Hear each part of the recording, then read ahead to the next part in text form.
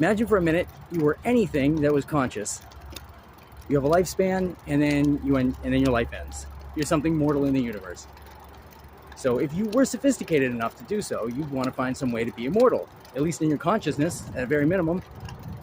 In fact, you'd probably want it to be just your consciousness, so that you'd be free of the things that happen to things that are living, like, pain, suffering, or death.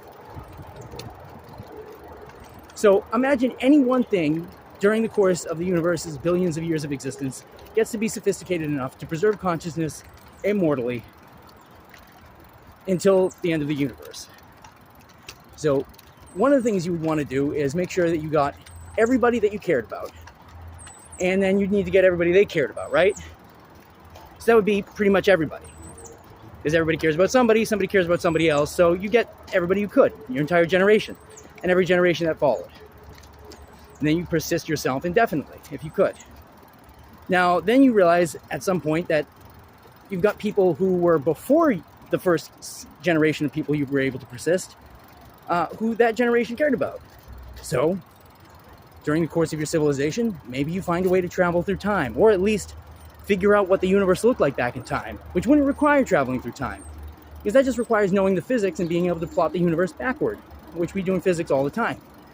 So, you know the physics of the universe, you play the tape backward, you figure out where their neurons were, where their brain was, where it was through the course of their life, you chart that out, you capture their consciousness, and you reproduce it by simulating the universe. You do that for everybody who's ever lived. Then you realize, in order to do this, you had to simulate the universe. So, what about everything else that's conscious throughout the universe? Like humanity, if they were aliens, or aliens, if you're humanity.